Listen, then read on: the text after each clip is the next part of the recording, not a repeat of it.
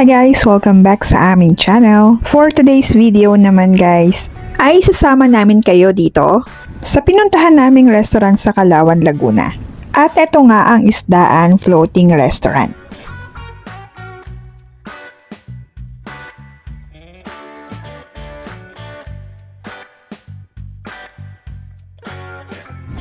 Kakaiba yung team ng restaurant na to, na parang wala ka sa Pilipinas at nasa ibang lugar ka o nasa ibang bansa ka. Dahil sa mga nagagandahang atraksyon nila rito. At dito pa nga lang sa labas ay mabubusog na ang mga mata mo sa mga tanawin at talaga namang Instagrammable worthy. So bago pa lang mabusog yung tiyan mo, mabubusog muna ang mga mata mo. So tara, pasukin natin at ating i-discover ang kanilang iba pang atraksyon. At bago tayo tumuloy, kailangan muna nating magpa-reserve dito para sa table or kubo.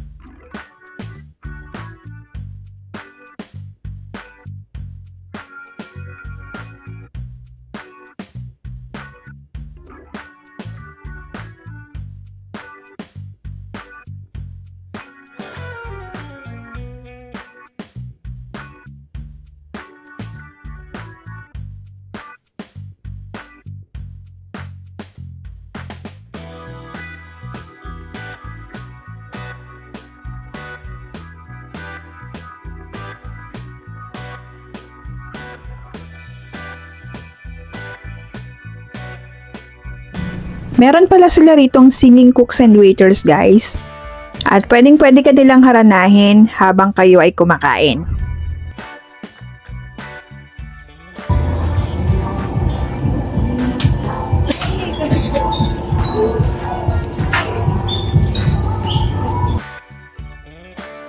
Ito naman yung ni-reserve naming kubo. Pang 2 to 4 person siya. At ito ang itsura niya sa loob. Meron siyang ceiling fan at ilaw. Sa labas meron silang alarm o red light. Isi-switch nyo lang siya pag ready na kayong umorder or may kailangan pa kayo. At meron nang lalapit sa inyo na crew. At habang naghihintay tayo ng ating mga in-order, libutin muna natin ito. Yan, may rebulto pa nila ex-US President Barack Obama and wife. Pwede kayong magpa-picture dyan.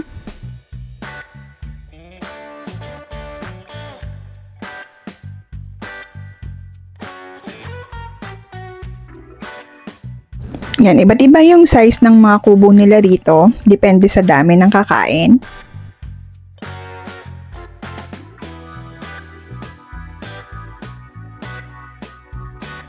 At meron pang ibang mas malaki para sa mas malaking crowd naman. Yan, meron din silang kubo sa taas.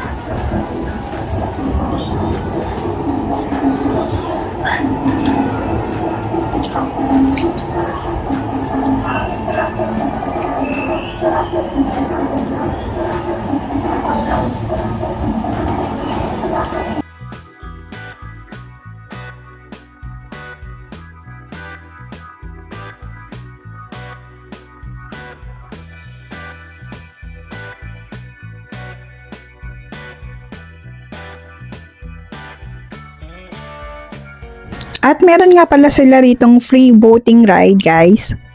Para sa mga gustong sumakay ng bangka, libre lang yan. Hindi nga lang siya available nung pumunta kami kasi medyo hindi maganda yung panahon, medyo umuulan siya.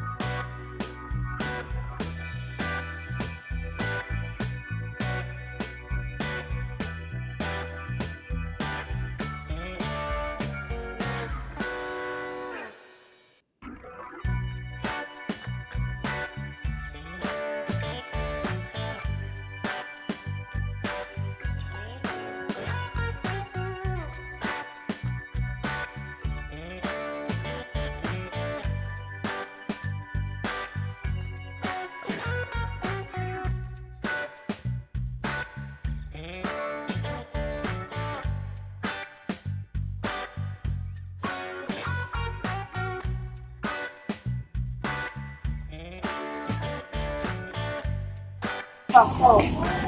Hindi ako makapuka. Pag wala ko signal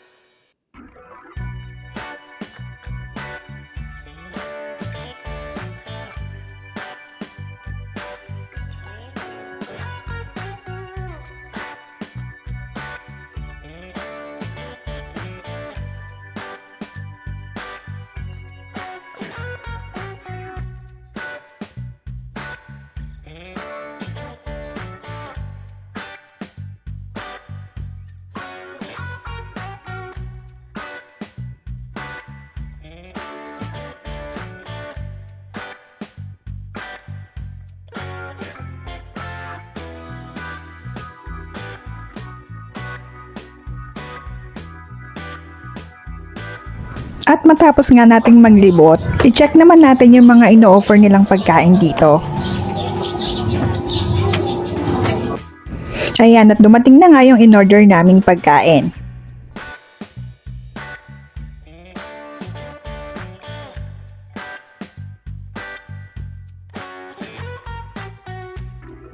At ganito nila isi-serve yung pagkain sa'yo.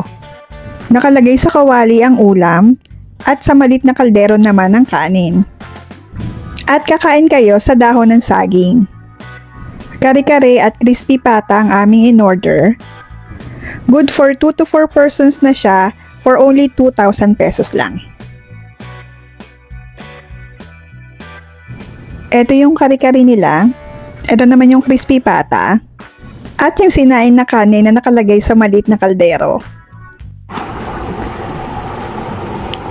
Madami yung servings nila at masarap yung luto nila dito, guys.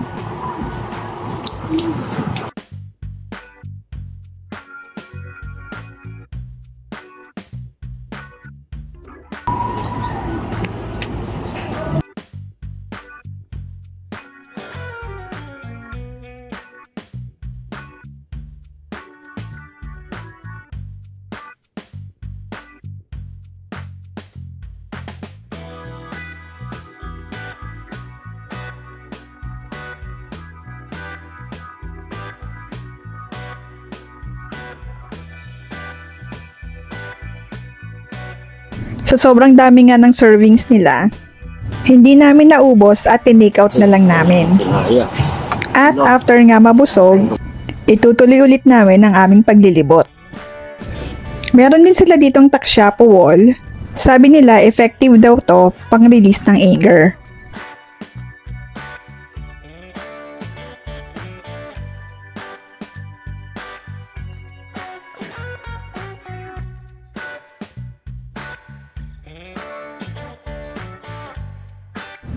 At dito pala nila niluluto yung mga kanin, guys.